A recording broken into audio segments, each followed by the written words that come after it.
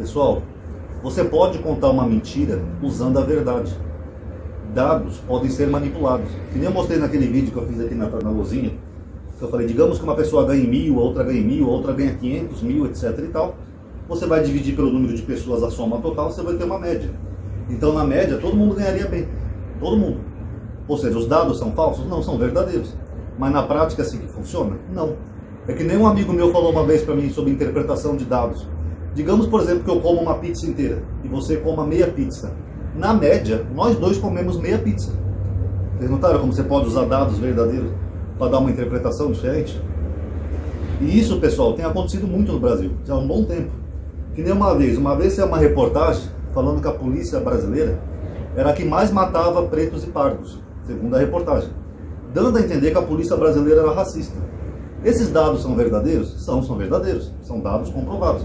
Significa que a polícia é racista? Não, de jeito nenhum. Por quê? Porque segundo os mesmos dados do IBGE, a maioria da população brasileira é formada por pretos e pardos. Logo, se nós somos a maioria, é óbvio que vai ser proporcional. Eu, por exemplo, eu sou pardo, eu não sou branco. É o mesmo que você dizer, por exemplo, que a polícia chinesa é xenofóbica porque é a polícia que mais prende chinês. Se no país da China você tem uma população mais homogênea, onde a maioria é chinesa, é claro que tudo vai ser maioria chinesa, inclusive criminosos. O mesmo acontece no Brasil. Se você tem uma maioria da população que é formada por pretos e pardos, é claro que você vai ter tudo em maioria de pretos e pardos. Quer seja de policiais, quer seja pastores evangélicos, quer seja bandidos criminosos. Tudo é proporcional à população. Então se usa um dado verdadeiro para se criar uma mentira, uma narrativa. E o que está acontecendo agora nessa época política? Está acontecendo a mesma coisa. O Brasil entrou numa inflação alta, voltamos ao patamar de antes do Plano Real. Estamos na casa de 2 dígitos de inflação, né, já, 11 e alguma coisa, acho que é 11,3%. Mas teve uma desaceleração, ou seja, ela parou de acelerar um pouquinho. E o que os bolsonaristas estão comemorando? Estão dizendo que é mérito do governo. É mérito do Bolsonaro e do Paulo Guedes. Até o Eduardo Bolsonaro postou hoje no Twitter que quando tem uma despiora, a imprensa militante fica perdida. Como se fosse uma melhora por causa do Paulo Guedes e do Bolsonaro. Na verdade, não teve melhora nenhuma, pessoal.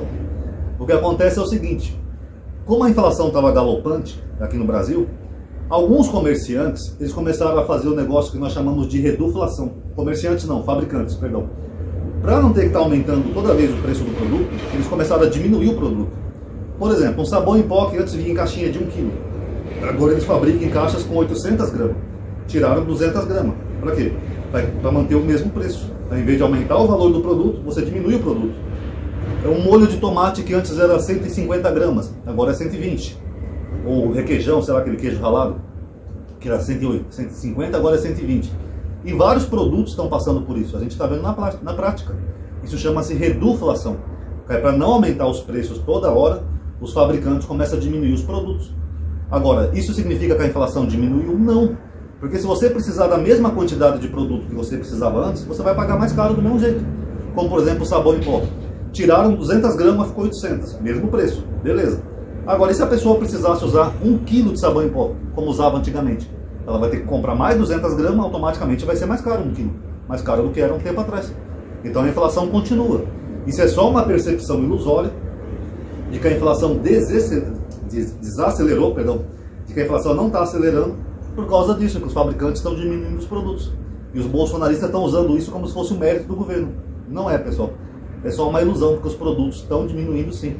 Eu sei porque eu vou no mercado frequentemente, vou comprar as coisas, só eu que estou trabalhando aqui em casa, e eu estou vendo na prática que isso está acontecendo mesmo. Coisas que antes vinham em embalagens maiores, agora vem em embalagens menores. Então não teve nenhuma melhora. E o que o governo está fazendo para controlar a inflação? Nada. O governo está mais perdido do que bala de tiroteio. Eles não têm um plano, não tem nada. Ontem o Paulo Guedes, junto com o Bolsonaro, eles pediram para os comerciantes não aumentarem a sua margem de lucro. Até as eleições. O que significa isso? Que ele está preocupado que se o brasileiro não está comendo, se não está se alimentando, se está comprando menos coisa? Não, ele está preocupado com as eleições. Porque ele pede aos comerciantes que segurem os preços até as eleições. Então, pessoal, depois das eleições que eu ganhar, aí pode aumentar de novo. Foda-se. Vocês notaram como é imbecil isso? E tem gente que vota nesse cara. Ah, tá vendo? O presidente está preocupado comigo. Ele implorou para os donos de mercado segurarem os preços. É só até as eleições, filho. Depois que passar as eleições, os mercados vão atochar em você com tanta força que você não vai conseguir nem comer. A verdade é essa. E isso não é uma solução prática, entendeu? Até para um presidente da República, o ministro da Economia, implorar aos comerciantes que não aumente os preços. É uma prática eleitoreira, só para ele ganhar voto.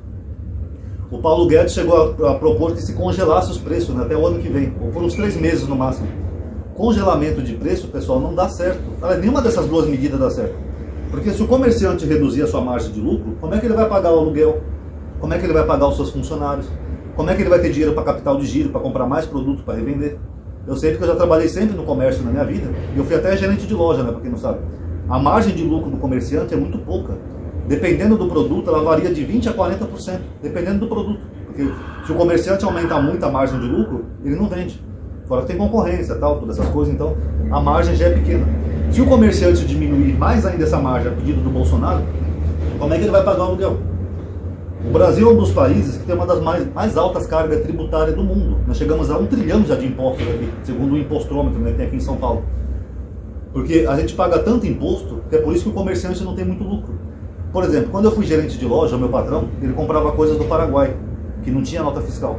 As coisas que era fabricação nacional, algumas mercadorias vinham com 3 notas. Um era imposto federal, o outro era imposto estadual, o outro era imposto municipal.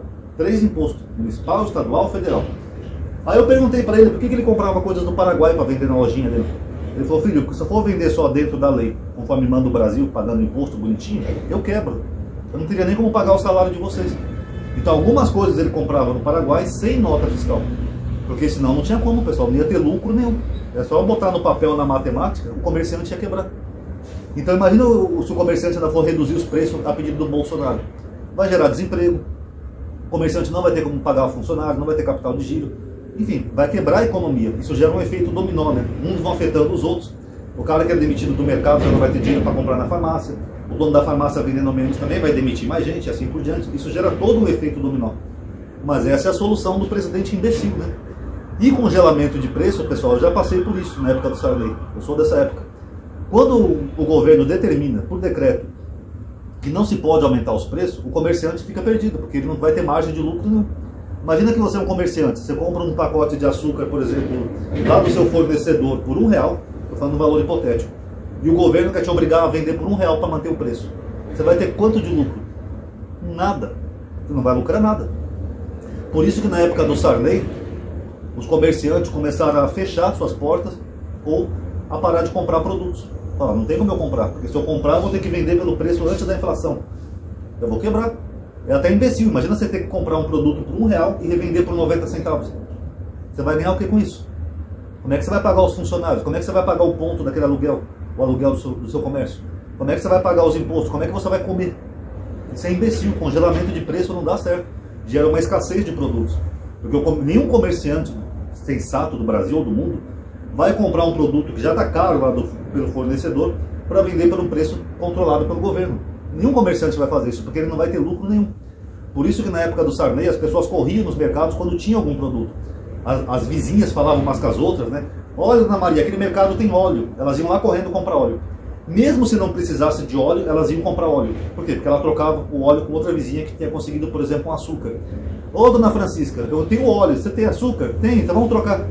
Porque faltava literalmente produtos. Então se houver um congelamento, que é uma medida extremamente imbecil, e não tem nada a ver com liberalismo ou direita essa medida, né? Todo mundo esperava que o PT fizesse isso, mas é o Paulo Guedes que quer fazer isso. Se houver um congelamento, a gente vai ficar aqui na União Soviética, com aquelas filas quilométricas para comprar um rolo de papel higiênico.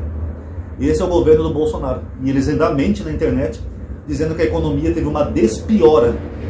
Não teve nenhuma despiora, pessoal. Eles estão diminuindo os produtos e eles estão usando esses dados verdadeiros para enganar a população para se reeleger. E o Bolsonaro está pouco se lixando se as pessoas estão passando fome. Ele só pediu esse congelamento de preço até as eleições só para ele ser reeleito.